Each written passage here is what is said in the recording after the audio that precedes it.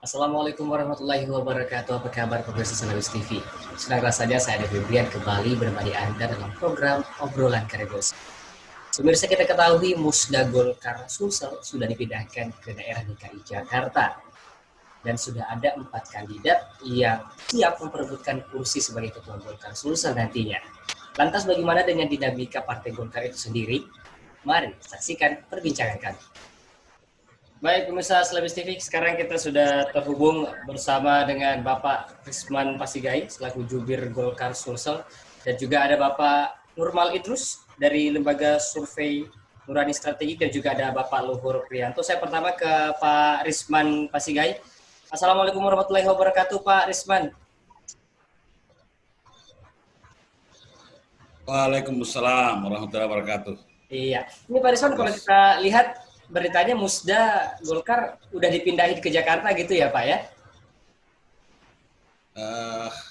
Jadi perlu diluruskan dulu dari segala pemberitaan ya, bahwa pelaksanaan Musda Golkar Sulawesi Selatan yang rencananya kita laksanakan pada tanggal 25, 26, 27 di Makassar di Hotel Aston tidak mendapat persetujuan dari pihak kepolisian maupun dari tim gugus waktu itu, sehingga kami dari DPD 1 mengirimkan surat kepada DPP untuk disetujui agar kami pindahkan ke Jakarta karena di Makassar tidak bisa dilaksanakan karena halo? Ya. Nah, karena di Makassar tidak bisa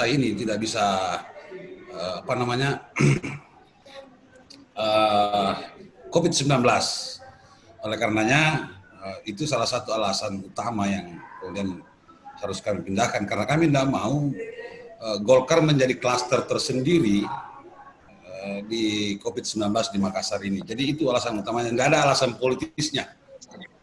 Saya kira begitu. Baik.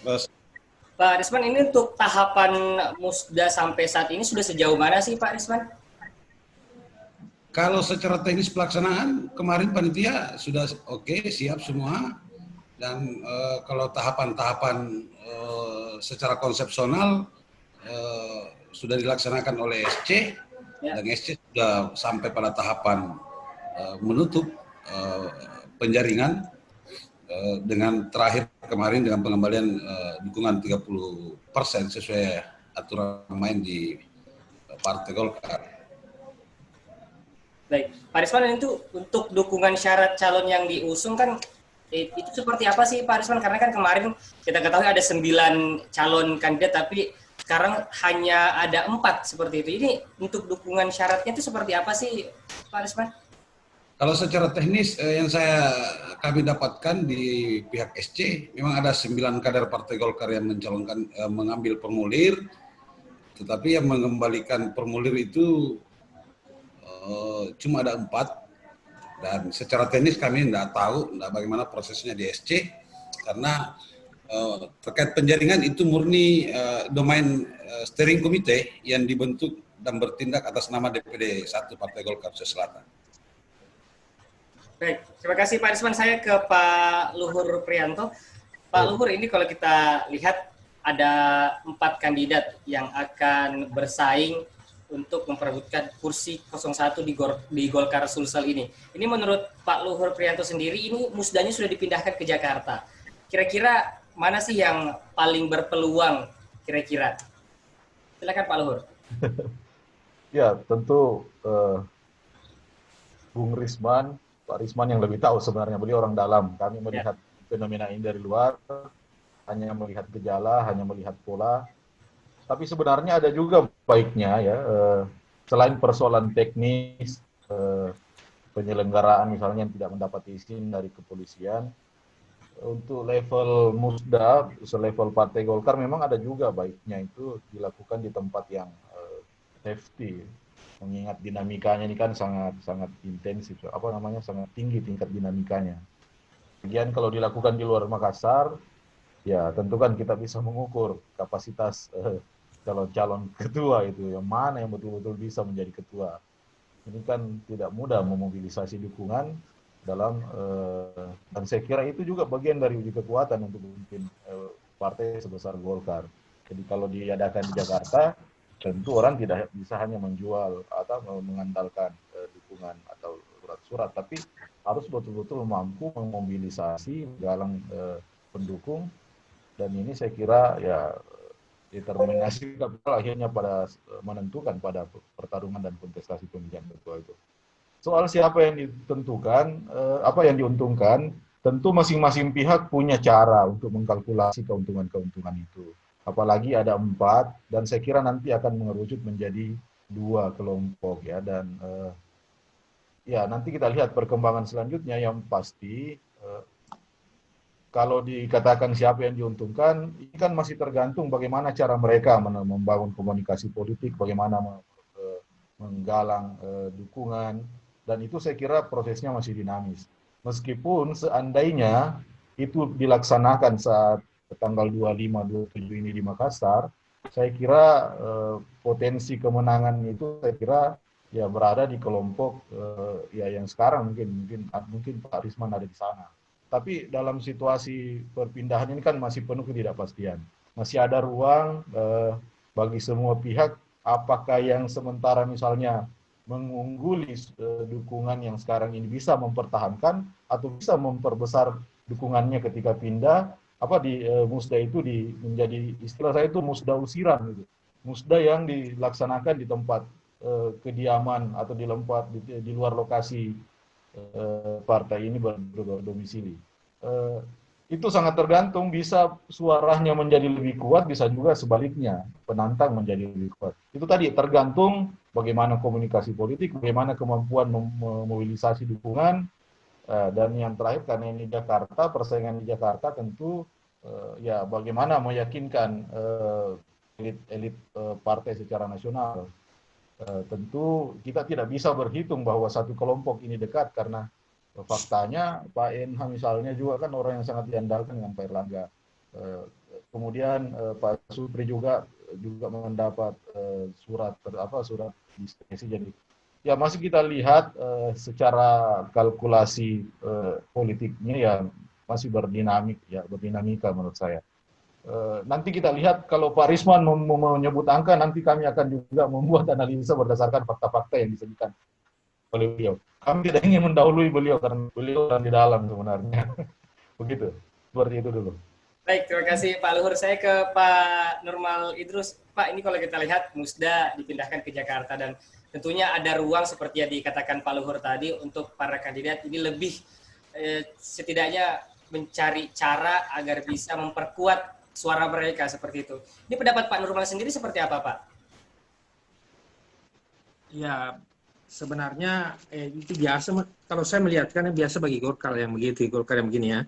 Dalam catatan rekam jejak Golkar di musda-musda yang di daerah lain juga memang perbedaan konflik itu tajam ya di awal, tetapi kemudian itu menjadi hal yang biasa di akhir ya. Pada akhirnya akan ada yang ditemukan, karena ini kan Golkar ini berbeda dengan partai lain ya. Golkar ini lebih pada partai yang memang tidak ada yang memiliki ya.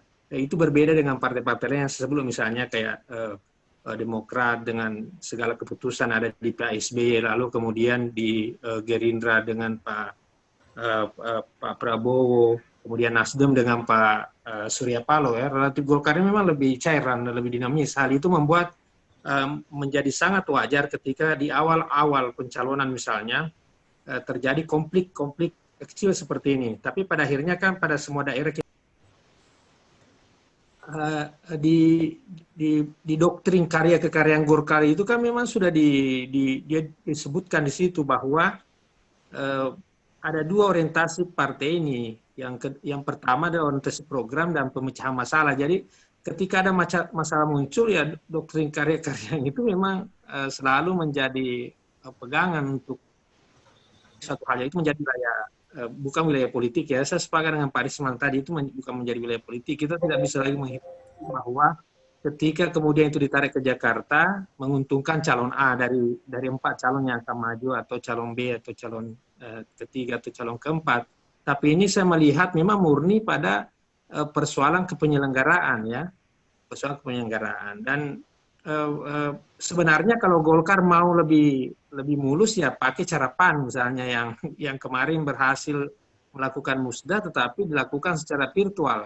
Tapi kemungkinan kan PAN kemarin agak tidak terlalu ribet karena kan hanya satu calon ya. Akibatnya itu virtual bisa dilakukan karena sudah diprediksi akan berakhir dengan musyawarah mufakat dan aklamasi. Tapi untuk Golkar dengan begitu banyak calon, tanda-tanda di awal itu dengan 9 calon yang mengambil formulir ya tentu susah melakukan itu. Karena voters tentu saja harus berada di dalam ruangan. Dengan virtual bagaimana caranya dilakukan ya. Sementara Makassar ini masih zona merah yang tentu saja masih sangat sulit untuk dilakukan penyelenggaraan dengan cara apapun. Jadi memindahkannya ke Jakarta lalu kemudian menyelenggarakannya di DPP Partai Golkar itu salah satu cara yang paling bijak menurut saya. Apalagi kemudian Golkar ini juga harus memang sebagai sebuah partai yang pengendali di Sulawesi Selatan ya harus juga memang menghormati masa pandemi COVID-19 saat ini. Jadi saya tidak melihatnya sebagai sebuah hal yang politis. Terkait dengan ada hitung-hitungan bahwa kemudian calon A, calon B yang diuntungkan ketika pindah ke Jakarta, ya tentu sebagai pengamat kita hanya bisa mengamati dari luar dan menurut saya jauh dari situlah. Karena saya melihat ya dari catatan sejarah yang ada, sebenarnya beberapa diskresi yang keluar itu di Partai Golkar yang kemudian berakhir dengan aklamasi memang karena calon tidak terlalu banyak, dan bahkan calon tunggal kayak Sulbar kemarin calonnya tunggal ya. Jadi tentu ya, tidak ada pilihan lain bagi voter selain memilih Aras Tamoni. Nah problemnya di Sulawesi Selatan ini ada 4 yang terus melaju dan kemudian 4 ini ada 3 sama-sama mengklaim 30% suara yang dikendalikan. Nah ini juga menjadi problem sebenarnya. Karena kalau kita menghitung jumlah voters dari 30 voters dengan minimal 30% berarti ada yang double ini atau gimana. Kenapa bisa jadi 4? Kan mestinya hanya 3 ya kalau terbagi rata. Ya tentu itu bukan wilayah Pak Risman. Pak Risman kan OC ya. Yang tentu yang rahasia di mana yang 4 ini kan ada di steering committee sekarang yang mungkin bisa membuka-buka itu siapa sebenarnya yang double. Nah ini sebenarnya yang menarik kita analisa ya. Voters yang 30 ke 4 tersebar kemana dan kenapa bisa jadi 4 ya. Dan ini kan bisa berimplikasi hukum sebenarnya bagi internal Golkar nanti ya. Karena mungkin ada saja nanti yang akan persoalkan secara administratif nanti ya. Tetapi pada akhirnya menurut saya kan ya dengan pengalaman-pengalaman yang lalu ya, karena saya juga dekat dengan Golkar beberapa kali jadi konsultan, ya partai ini selalu bisa melewati itu dengan baik ya. Ya seperti yang di doktrin karya yang saya sebutkan tadi, doktrin karya-karyanya itu orientasinya memang ada pemecahan masalah ya. Problem solving itu untuk masyarakat, tetapi internal mereka juga bisa melakukan itu dengan baik. Ya. Dan saya pikir mereka mampu melewati dengan baik. Mereka punya orang-orang di dalam yang punya kemampuan untuk melewati berbagai rintangan dan hal-hal yang sulit dalam berorganisasi. Jadi untuk sementara itu saja, Bu. Baik, terima kasih Pak Nurbal. Saya kembali ke Pak Risman.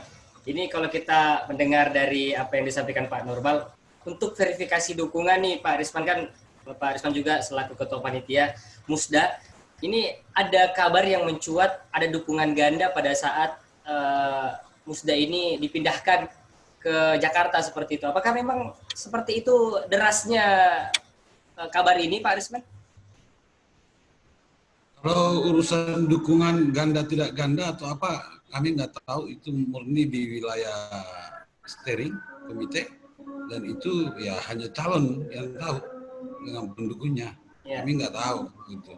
Karena steering committee dengan calon sudah punya mekanisme tersendiri untuk mengunci surat dukungan yang mereka masukkan ke pihak steering committee. Jadi tidak tepat untuk kita diskusikan di tempat ini. Baik, Pak Risman, yang tadi sempat juga dikatakan oleh Pak Nurbal, Partai Golkar ini adalah partai yang cukup dinamis, beda dengan partai-partai lainnya.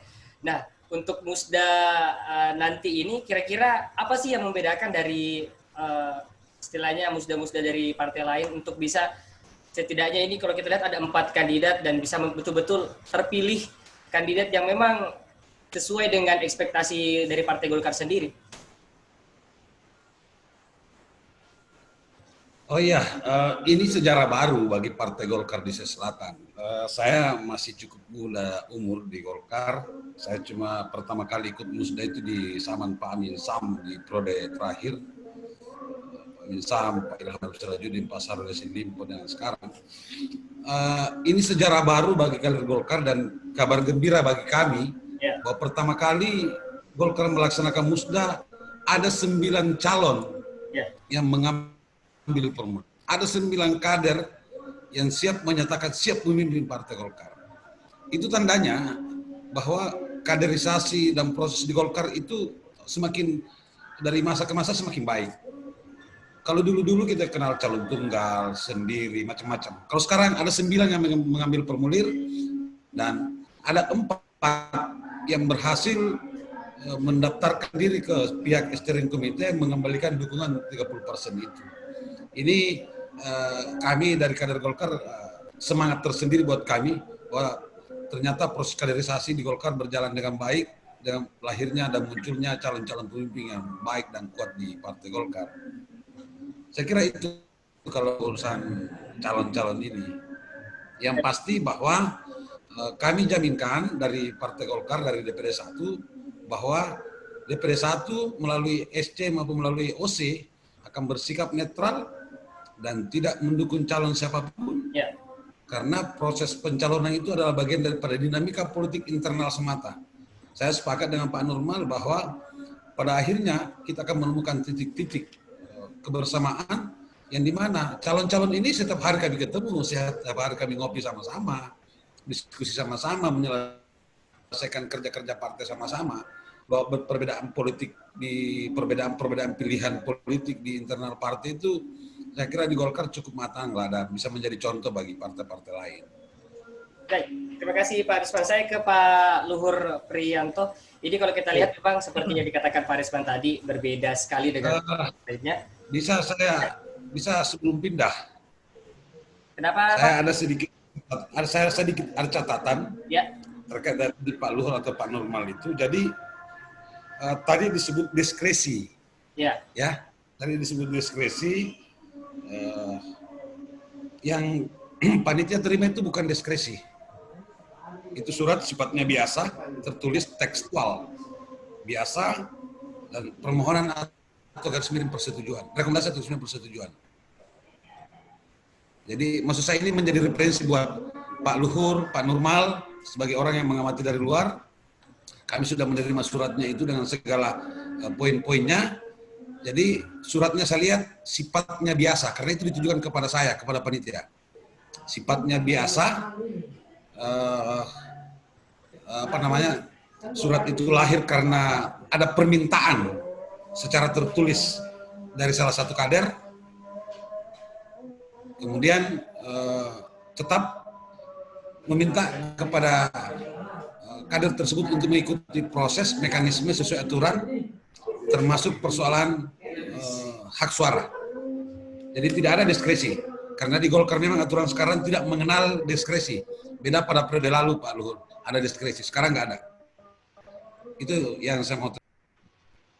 Oke, baik, terima kasih Pak Risman. Saya kembali ke Pak Luhur, tadi seperti yang dikatakan Pak Risman tidak ada diskresi. Dan kalau kita lihat memang ini cukup mengejutkan juga, ada 9 kandidat yang mendaftar, lalu ada 4 orang yang sudah diverifikasi akan maju untuk mencalonkan sebagai kandidat 01 Golkar Sulsel. Nah, melihat dari fenomena ini, Pak Luhur, apa yang bisa Anda sampaikan, Pak Luhur? Ya, di media massa saya menyebut bahwa sebenarnya begini, saya mungkin punya perspektif yang berbeda dengan Pak Risman. Banyaknya kader yang yang mendaftar atau yang berminat menjadi ketua pada perspektif tertentu kan tidak selalu menggambarkan tingkat demokratisasi yang tinggi sebenarnya. Kalau kita lihat perjalanan kepemimpinan Golkar Sulawesi Selatan ini kan sangat fase transisinya itu sangat panjang gitu. sejak diambil dari sejak Pak Sahru melepas jabatan diambil alih Pak NH malah pemimpin beberapa kali kontestasi. Kita melihat bahwa hadirnya tokoh-tokoh baru, kemudian juga banyaknya tokoh-tokoh lama, tokoh-tokoh internal yang berminat menjadi calon kedua, pada prinsipnya kan didorong oleh itu tadi hanya ada dua sebenarnya motivasi, ingin melanjutkan status quo kekuasaan dan ingin ya melakukan perubahan atau pembaharuan. Itu kami melihatnya di luar seperti itu. Jadi soal banyaknya pendaftar ini, banyak yang berminat, ya memang bahwa dibanding partai lain, Golkar memang masih ada dinamika, masih penuh dengan ketidakpastian, dan itu saya kira menjadi faktor diferensiasi ya yang tidak dimiliki oleh partai lain. Meskipun pada titik tertentu, apakah betul-betul demokratis? Menurut saya, secara prinsip di Golkar sudah tidak demokratis sebenarnya aturan. Adanya persyaratan 30% syarat dukungan untuk maju, itu bukan aturan yang demokratis menurut saya. Kalau memang ingin kita mengambil prinsip demokratis itu secara substantif, sehingga ya sejak awal regulasi itu jangan membatasi akses semua bertanding kalau memang ingin disebut sebagai demokratis. Bahwa ada persyaratan-persyaratan, ya itu yang dilakukan. Yang kemudian di Golkar juga kan dikenal ada pengecualian, itu yang disebut diskresi. Yang saya melihat Pak Risman, mungkin memang suratnya tidak tertulis diskresi, tapi itu semacam, kalau kami melihat itu semacam kayak tiket masuk. Jadi orang yang tidak memenuhi syarat keanggotaan misalnya, karena di persyaratan di syarat bakal calon itu ada persyaratan tertentu, orang yang tidak memenuhi izin ketua, dan itu juga ya tidak demokratis, karena kenapa ada izin untuk semua orang yang sebenarnya harusnya kan tidak ada pengecualian. Jadi kalau saya melihat Golkar sebenarnya juga tidak di regulasinya ini, di aturan mainnya yang tidak membuka akses bagi semua orang. Tapi disitulah tapi ya dari sisi baiknya, disitulah kendali yang bisa dilakukan oleh kepemimpinan atau elit Partai Golkar untuk mengendalikan, terutama kalau dinamikanya menjadi tidak terkendali, kalau semua orang berhak dan bebas untuk berkontestasi dengan tanpa ukur misalnya. Di situ yang bisa kita lihat. Yang lain, sejak awal Golkar ini banyak yang menuntut, ada dulu gerbong kenal juga ada beberapa pengurus, kemudian sempat membuat deklarasi, tapi dalam banyak hal ya mereka kelompok ya masih minoritas saat itu, dan ya model-model perlawanannya juga saya lihat tidak taktis, makanya gampang dikendalikan oleh kepemimpinan saat ini, sehingga ya kalau perlawanan yang tumbuh secara organik dari dalam tidak bisa sukses, banyak ya eksperimen yang dilakukan Pak Supriyansa misalnya dengan ya perlawanan yang bersifat dengan mengambil rujukan atau mengambil kekuatan itu dari atas, atau misalnya memperoleh surat dari ketua umum. Saya kira itu eksperimen dan itu sah-sah saja dilakukan sebenarnya. Bahwa kemudian juga kemarin ada dukungan, ya ada pernyataan pramuda, tidak ada masalah karena itulah mekanisme, dan saya kira itu cara yang sah dalam berkontestasi, sepanjang itu tadi bahwa memang itu aturan yang disepakati bersama di Partai Golkar. Nah, ada yang lain juga, menurut saya begini, meskipun kita menganggap Partai Golkar itu dewasa, terbiasa dengan dinamika dan konflik, tapi kita juga pernah mencatat bahwa Golkar kadang tidak clear itu persoalan perbedaan faksi, dan menurut saya ini yang harus hati-hati dijaga. Ya hampir kalau kita perhatikan tokoh-tokoh partai yang ada di Sulawesi Selatan, bahkan di Indonesia, itu kan ya tokoh Golkar yang berdiaspora. Biasanya pemicunya itu karena ya di situasi-situasi musyawarah atau perebutan kepemimpinan yang mereka ya misalnya ada kekecewaan, ada kekalahan, mereka berpindah dan berdiaspora ke partai lain. Makanya memang harus hati-hati dikelola ini.